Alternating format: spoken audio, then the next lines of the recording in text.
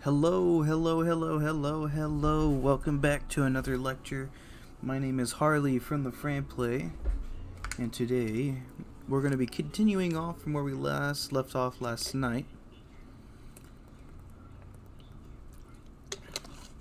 Excuse me. Hopefully we can maintain this this quality that we have right now. But I hope all are doing well.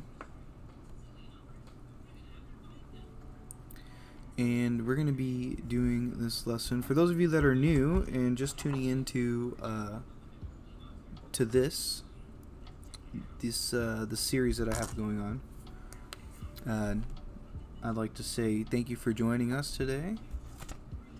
I believe we're going to be going over some more command line documentation on how to use it. So we're going to go ahead and get signed in. Nope. That should work this time. Oh.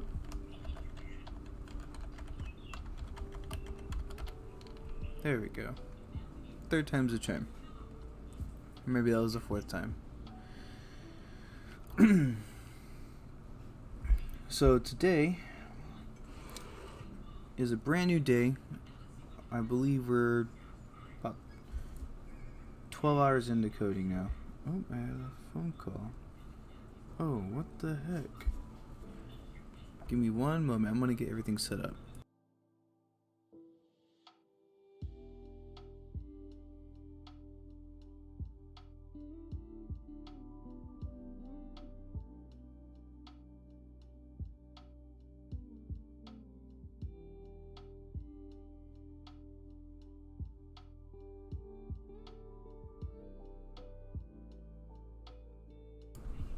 Okay. Whoops, I didn't know my mom called me.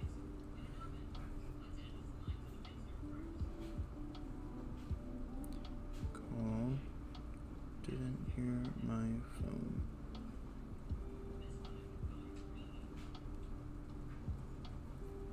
Okay, so let's get back onto our dashboard.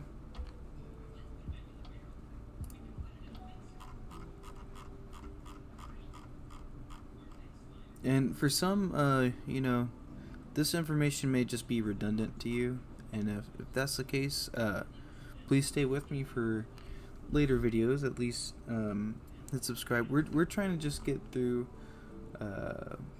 all of this here. Did we finish pipes and filters last night? I want to say we did. No, we didn't. We didn't. Damn it. Okay, we stopped here, right? Yeah, because we wanted to. Oh, hold on. Let's make sure we're. So we're gonna CD into desktop, shell lesson data, exercise, animal counts, right? And then let's just make a list to see what we got. Okay. Animals, subset, all that good stuff. And what did we do? So we cut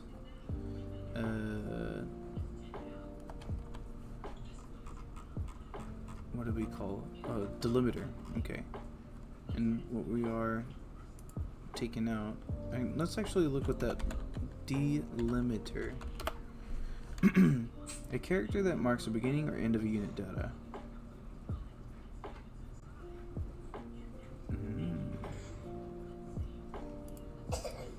A delimiter is a sequence of one or more characters for specifying the boundary between separate, independent regions in plain text, mathematical expressions, or other data streams. An example of a delimiter is a comma character, which acts as a field delimiter in a sequence of comma-separated values. Okay. So the delimiter would be the comma in this instance because 2012, 1105, deer, and 5. Alright, so we're going to cut delimiter, comma,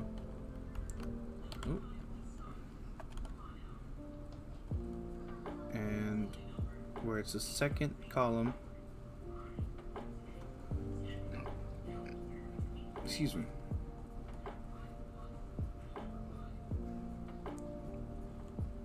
And let me see right here. I know I wrote it down somewhere. Unique. What? Okay. Well, unit command filters out adjacent matching lines in a file. And gives a count of the number of times a line occurs in its input. Okay. Animals.csv, and then sort, right? I think I went to it. Yeah, sort unique -c. Okay, and then it listed us 5 outputs, and then it tells us how many of those lines occur total when we show animals.csv. So there we go. So what we did is cut the delimiter, which was a comma, right? So we cut all data. We're selecting the second column, and then we're going to sort it alphanumerically, so in alphabetical order, and then the unit code will show only adjacent file and gives us a count of how many times each of those files or each of those occur. So we have the same name for rabbit 3 times. 1, 2, 3. 3 rabbits, 2 deer, so on. Okay, so now let's oh, I went too far. There we go. So let's clear. So let's go ahead and Nell has let's see where we at. Let's see.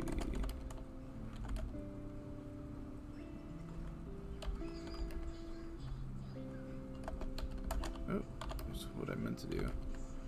So let's go ahead and cd into North Pacific Gyre, and then we're going to run a word count of lines of all text files. Right? So there we go.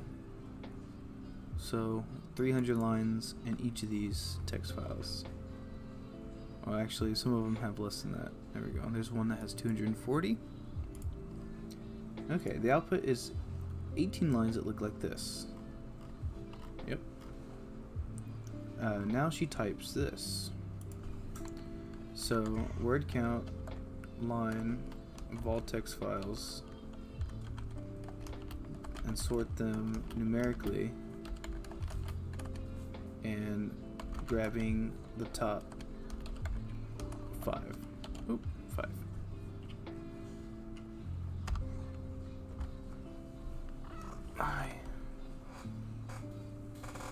Okay, so we sort them numerically, which the lowest number is going to be the 240, and then it's going to grab the top 5 in the sequence.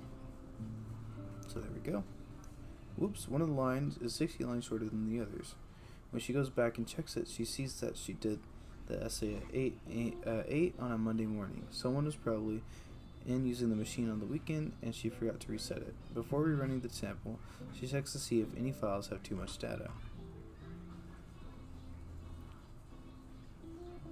Okay, so now, excuse me. Sorry, I have a cat laying on me right now, trying to operate this awesome machine here. Okay, Tina. Okay, so we're gonna word count lines for all text files. We're gonna sort them by number, and the bottom 5 by numerical, and there we go.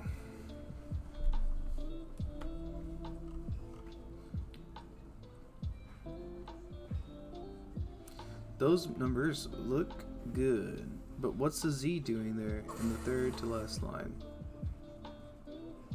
Z. Oh. Oh, but it's number 40 and then Z. Oh, well, like, yeah, 40 and then Z. So let's go in alphabetically there. Those numbers look good, but what's that doing? What's that Z doing in the third to last line? All of our samples should be marked with A or B by convention. Her lab uses Z to indicate samples with missing information. To find others like it, she does this. Excuse me, Tina. Okay. ls all files ending with Z. All text files ending in Z. Oh my god. And then we have 2 files that are missing information. Okay, Tina, you can't sit on my wire like that, baby. Oh no.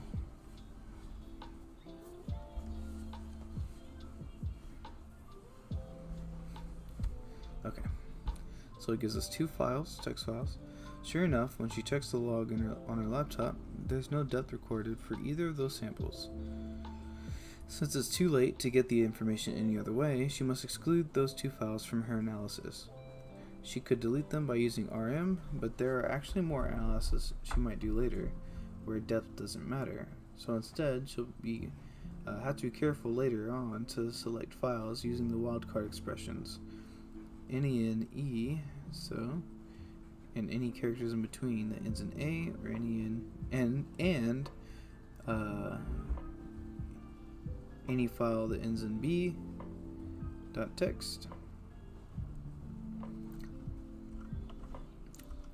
Suppose you want to delete your process data files and only keep your raw files and process script to save storage. The raw files end in .dat and the process files end in .text. Which of the following would remove all the process data files and only the process file data? Would remove the ones that end in .text. So remove any files that end in .text, which would be the second option here.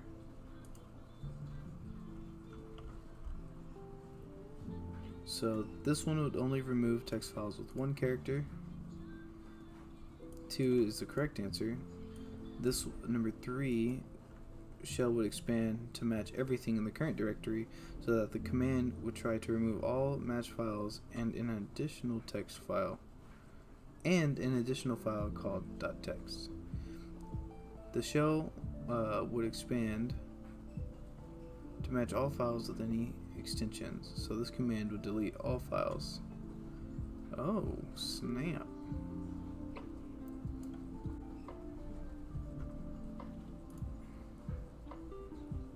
So right now, we're going to open up screenshot.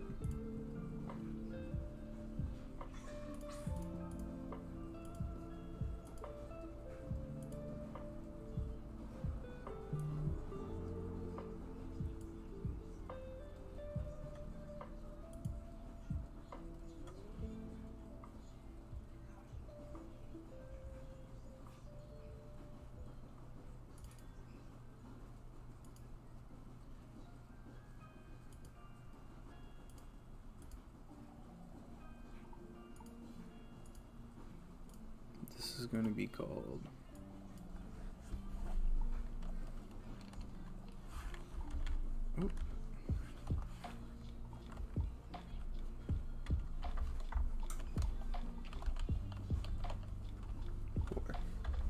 Hi, Tina. I can't see Tina, I'm sorry.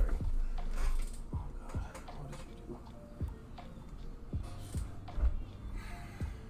do? Okay. Key point 4, save. So key points. WC, count lines, words, and characters in its input. Cat displays the contents of its inputs.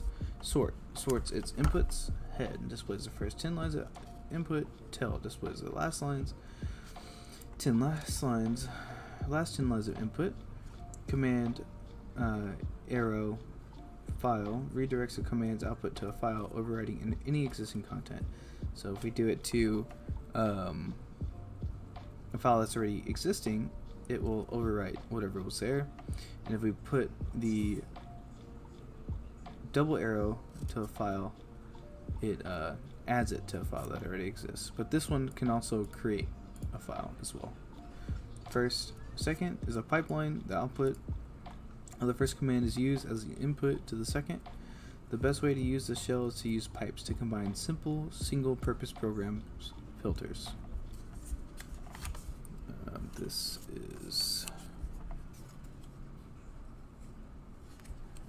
is non-important, but I need to add this into my. Oh God, oh God, I'm just ruining everything, aren't I? 1 second. Ugh.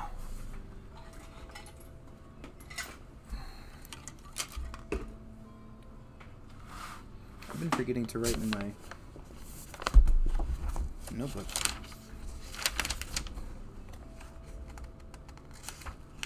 Oh, this notebook sucks. Where's my good notebook? Something I can write on. What do we have here?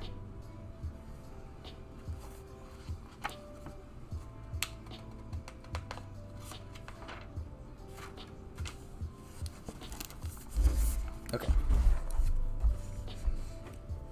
So this is it's a good idea, in my opinion, to always write your stuff down. Writing stuff down is very important and crucial to learning. So this is going to be Unix shell course. So WC. I mean, we have it in our pictures too, but counts, lines, words, and characters.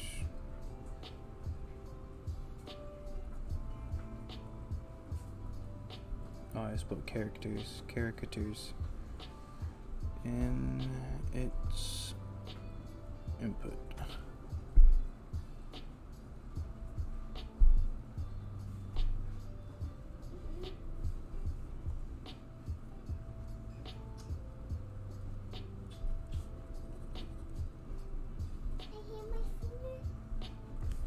What, baby? Oh.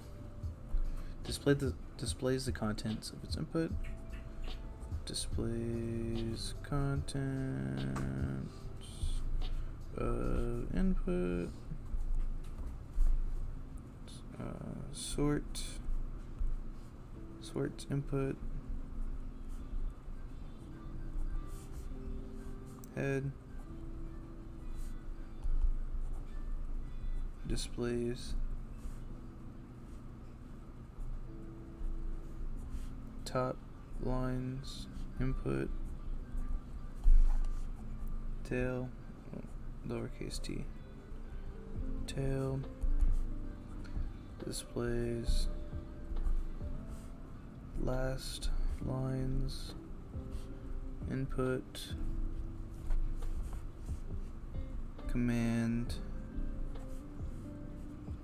arrow to some sort of file. Redirects.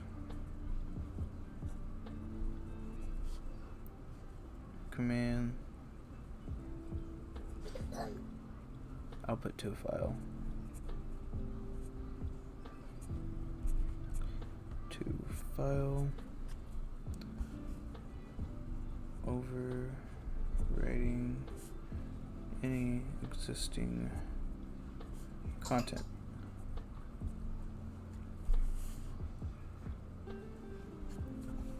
And then command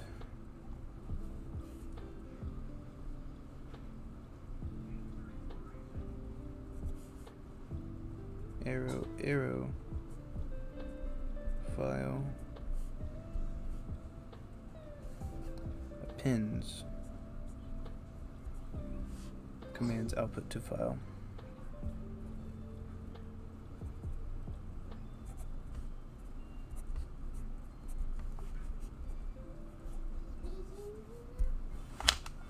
And then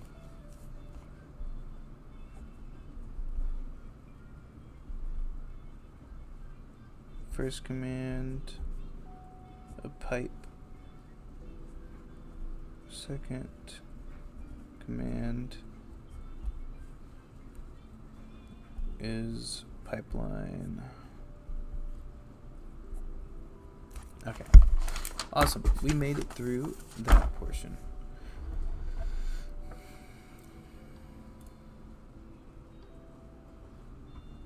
Okay, loops.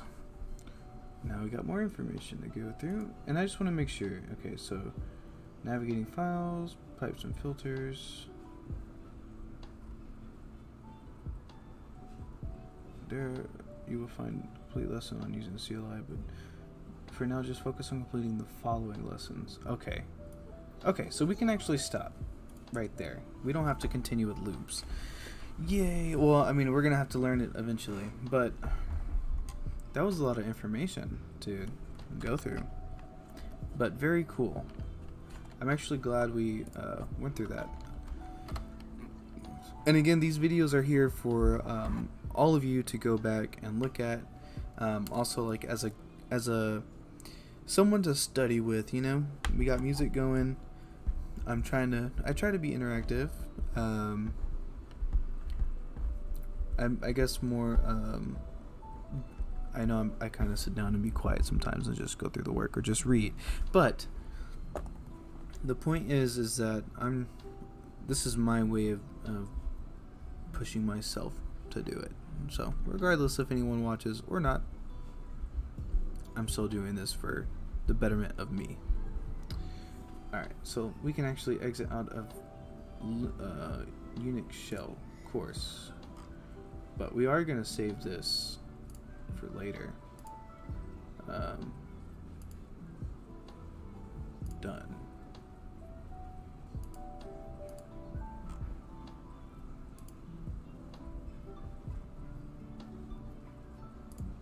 There we go. And I'm going to make a folder.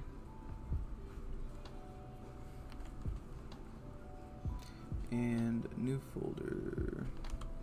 CLI.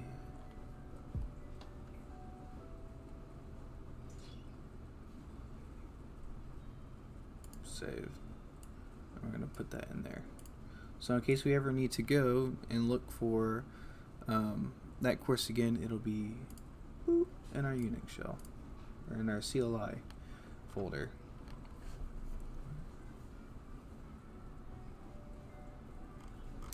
Okay, with your newly discovered CLI superpowers, practice creating a folder and a few files using makedir, touch, and cd commands. Oh, I forgot what touch did. I think I wrote that one down though.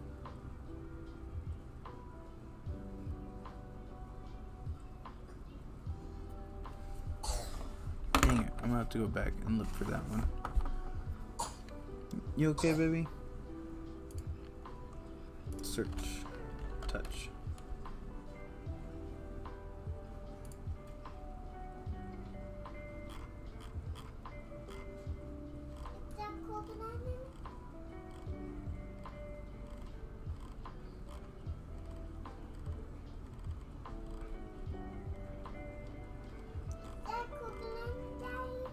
You want Cocomelon, baby?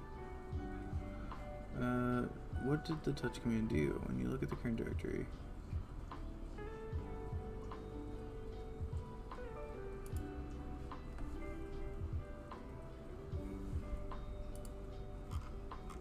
What?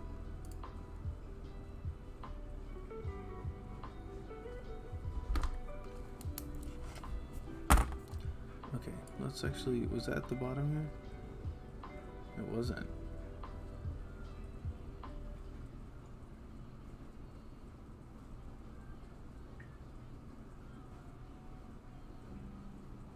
There we go. So, let's write that down. Touch. And file.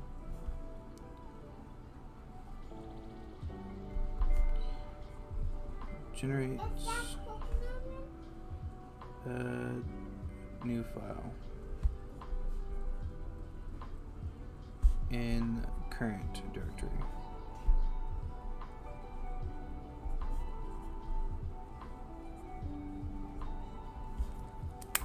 Okay. 1 second. Let me see what my daughter needs real fast. What do you want, baby? You want to watch Cocomelon? Yeah.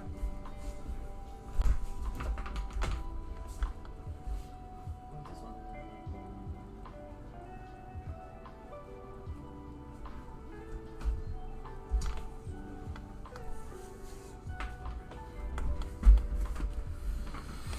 Okay. Alright, so touch generates a new file in the current directory.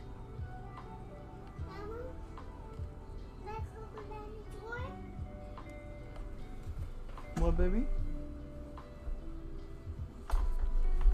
Okay, so with your newly discovered CLI superpowers, practice creating a folder and a few files using make, dir, touch, and cd commands introduced in the previous step. So let's go ahead and cd all the way back. So this is our first.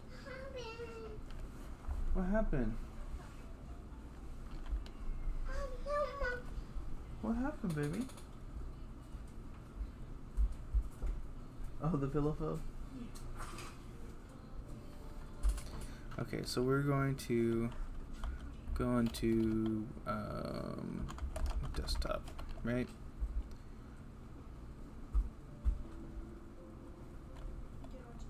So let's make a directory and let's call it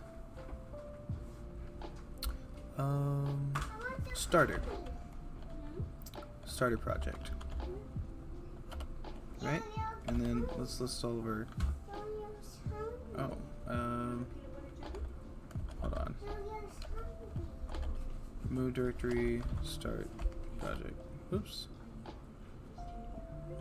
Let's actually call it starter project. There we go. So we're going to make a directory called starter project, and we're going to cd into the starter project. And then we're going to add a few files in there.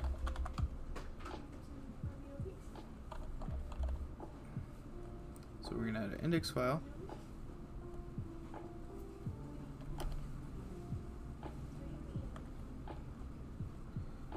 We're going to add a style, and we're going to make another directory called images.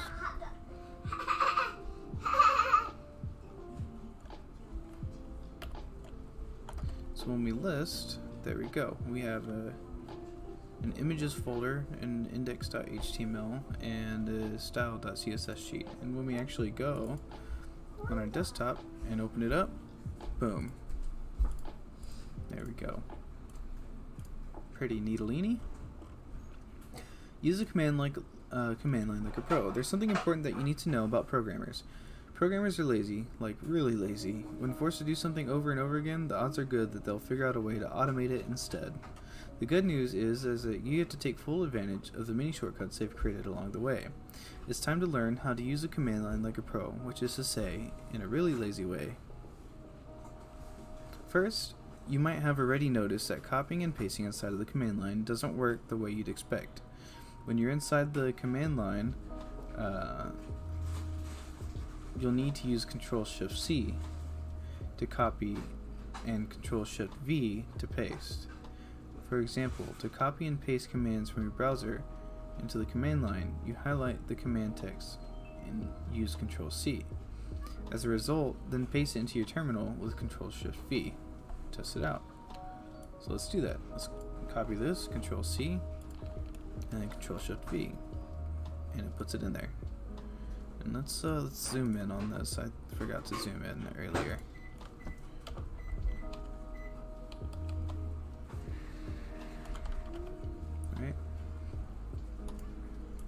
Second, you need to learn about tab completion. Seriously, this tip will save you so much time and frustration. Let's say that you're in in the command line and you need to move into a folder that's far away. Something like Documents, Odin Project, Foundations, JavaScript, Calculator. That's a long command to type out, and everything needs to be exactly right in order for it to work out. Nope, we're way too lazy for that. Basically, by hitting Tab, the command line will automatically complete commands that you've started typing once there's only one option. For example, it's pretty common to have a Documents folder and a Downloads folder in the home directory. If you typed cd and then press Tab, the command line will let you know that it's not sure which one you want by showing you the different options that match what you typed so far. Bash, money symbol, cd, d, documents, downloads, $ cd, d.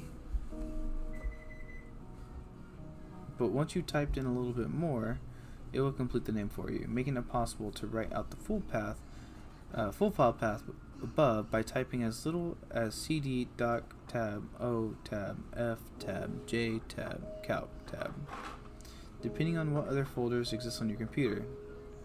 Test it out and get comfortable with how this works. You're gonna love it. Okay, and we've done that the whole time during the Unix shell course, so pretty cool that they also talked about it here. Third, there's a really handy shortcut for opening everything within a project directory. Once you've installed a text editor, you can use the shortcut to open up an entire project and all its files in one go. This shortcut also third, there's a really handy shortcut for opening everything within a project directory.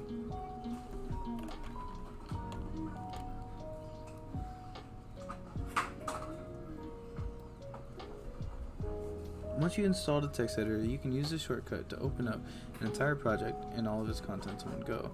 The shortcut is also commonly used with Git.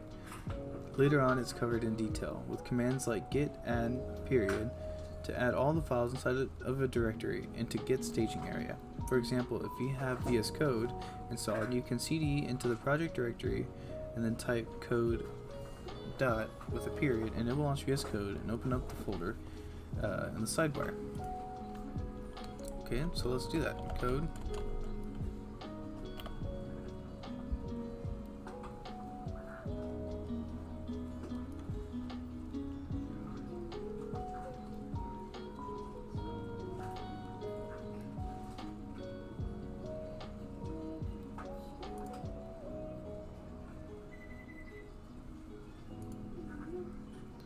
Okay, cool. And it gives us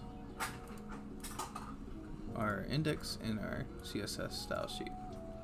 So pretty cool.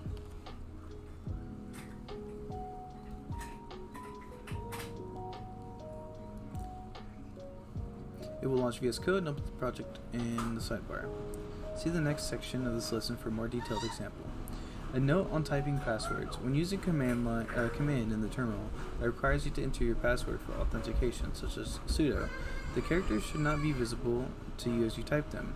While you might think the terminal isn't responding, don't worry. This is a security feature to protect confidential information like how password fields on websites use asterisks or dots.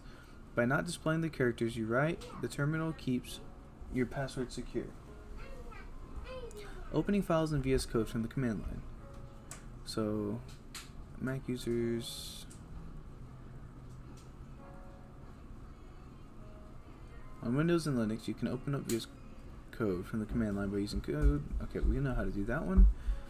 And you can open up folders or files by adding the name of the location after it. So if we weren't...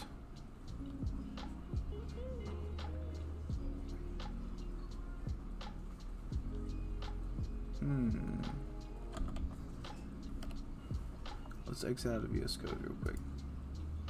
I'm gonna try that. Let's go. Code. Starter. Project.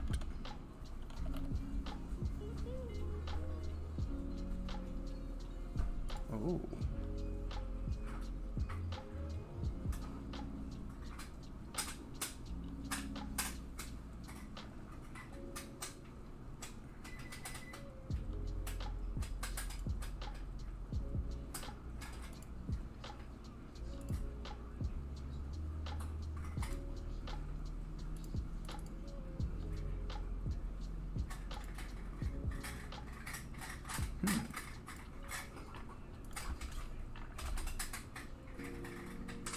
that.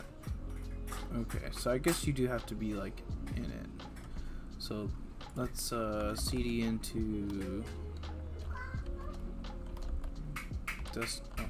desktop starter, and then whoops, or actually hold on, let's cd back one. Okay, now let's try it. Code starter project. Now let's see if that works. Okay, so that works. So if we're on the desktop already and then we try to open it, it works. Okay.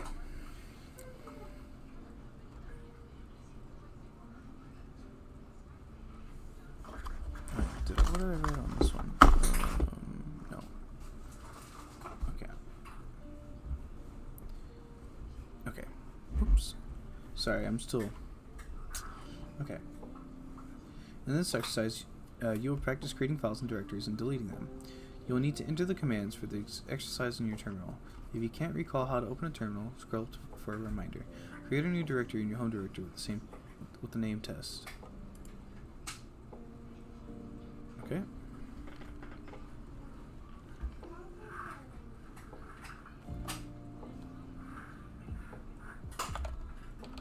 Oh yeah, let's X out of VS Code real quick. Okay, so on the desktop, I know it says to make it in the home directory, but we're gonna make it in on our desktop. Make directory called test. Right? Okay, so now we're gonna go into test and create a new file called test.txt. So we're gonna text test.txt. There we go. Open your newly created file in VS Code and make some changes. Save the file and close it. Okay, so now we're gonna go and do code. Right. So we're gonna open it. Go to the test file. This is a test, and we can. I think we should.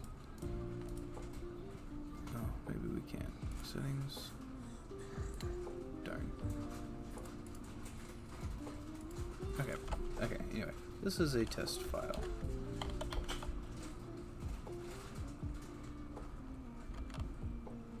Okay, so we saved it.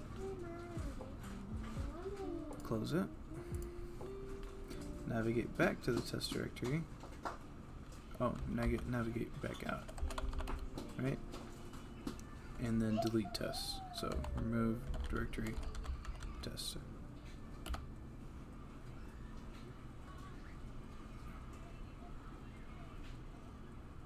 Failed to remove.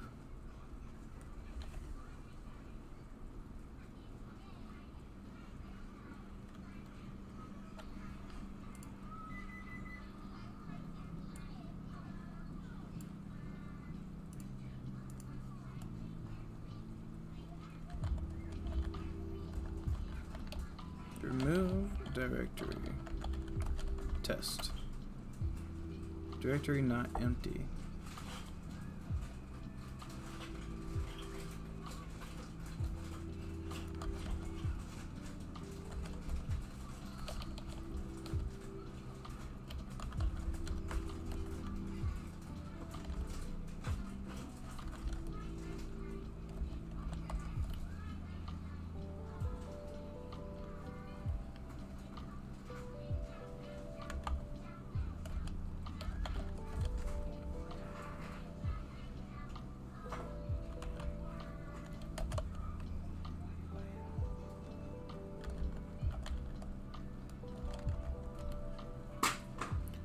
What? Okay, hold on. Let's actually figure out what this means. Remove directory.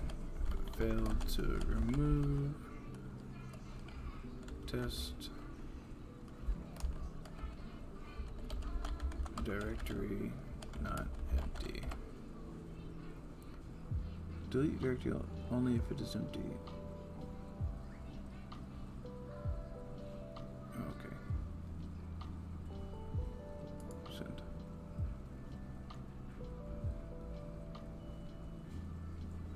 Oh, remove directory and all files even if it's not empty by passing the R to the remove.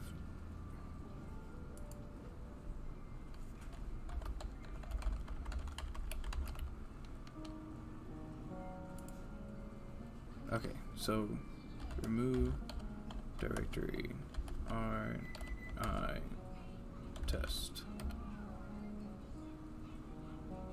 Oh, sorry, remove directory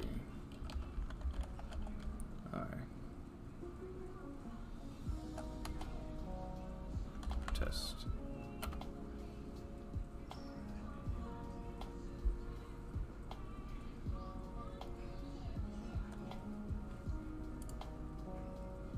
Okay, so this is going to be a good time to go here.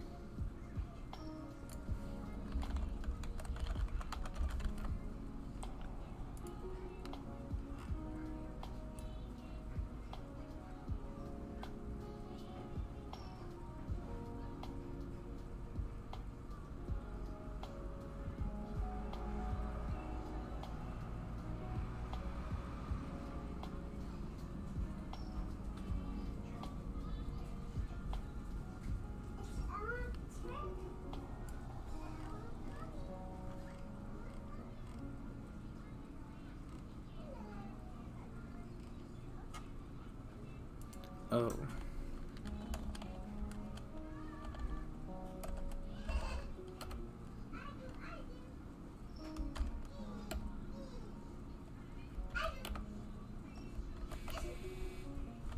Okay, there we go.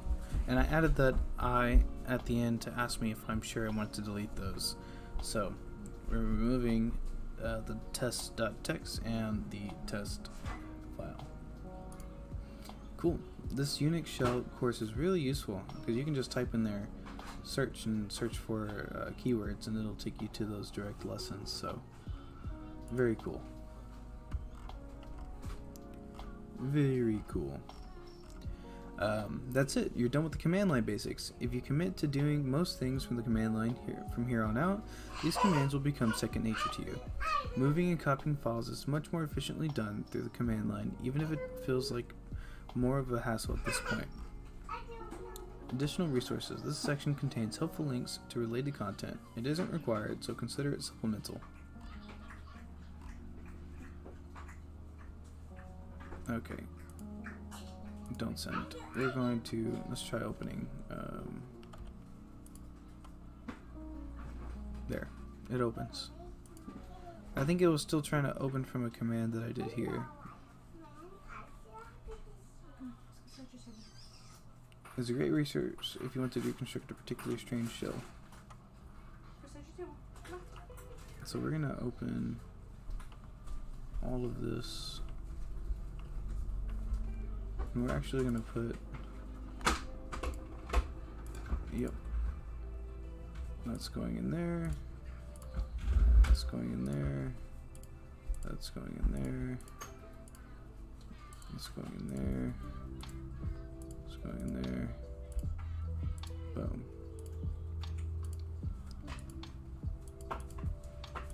And then whenever we need to, now we know where to go.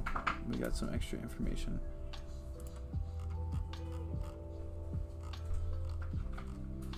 This section contains questions for you to check your understanding of this lesson on your own. If you're having trouble answering a question, click it and review the material it links to.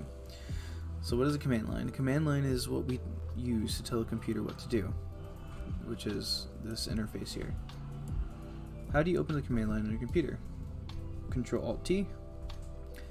How can you navigate to a particular directory? By using the cd command. Where will cd on its own navigate you back to your home directory?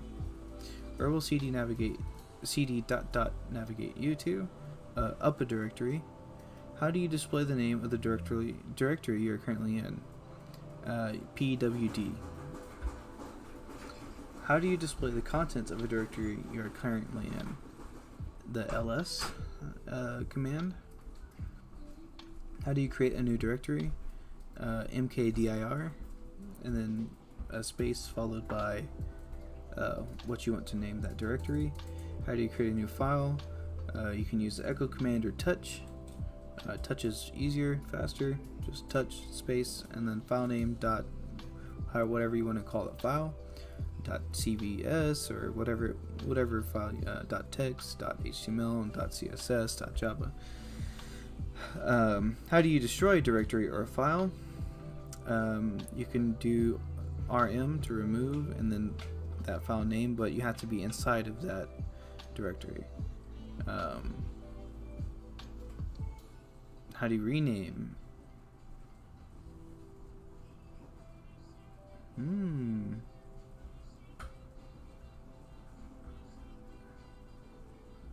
That's a good one. How do you rename?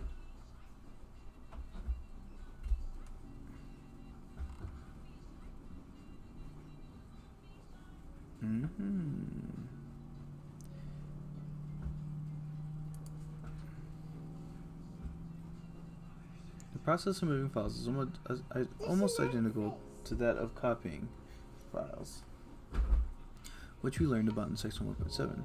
MV supports the same flags as CP. In reality, MV command is really just a combination of CP and RM. To achieve the desired outcome of removing a file from one location to another, or of moving a file from one location to another. Move, or whatever -v stands for, a text to b text. We can achieve the same effect from listing. Alright, actually, let's just go to our good old handy dandy Unix shell guide, and we can look up rename directory. Rename. Let's just look up rename.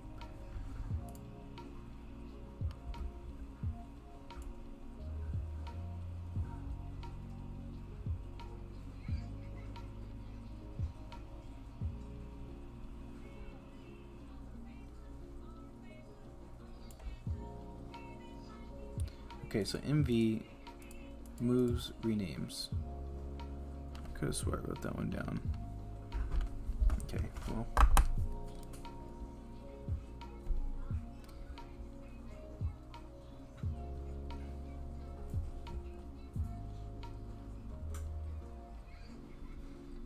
CP old to new. Copies of file.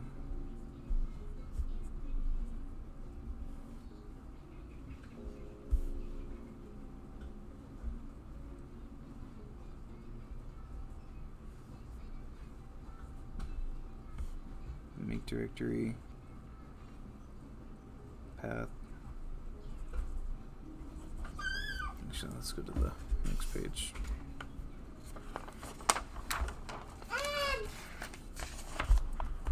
You okay, baby? I'm scared of the tiger. Don't be scared of the tiger. It's just a cartoon.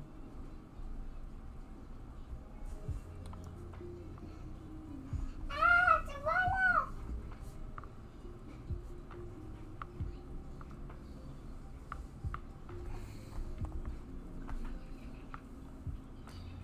MV old new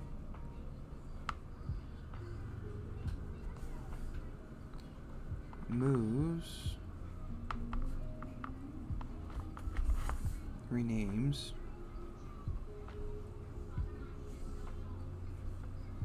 a file or directory.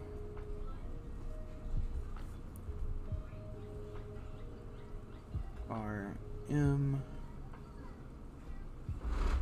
path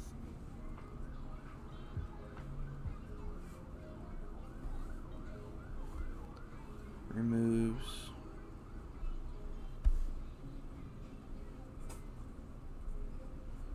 deletes file.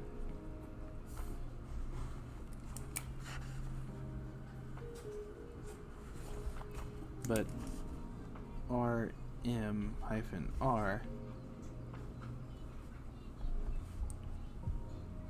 removes directory. Okay. I'm sorry. Okay, so now we know. So to rename, we use move, and it can rename that file and or directory. Alright. Mark complete.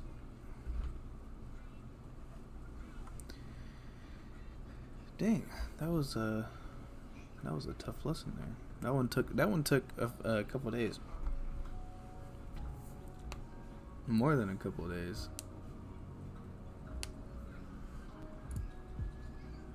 Alright.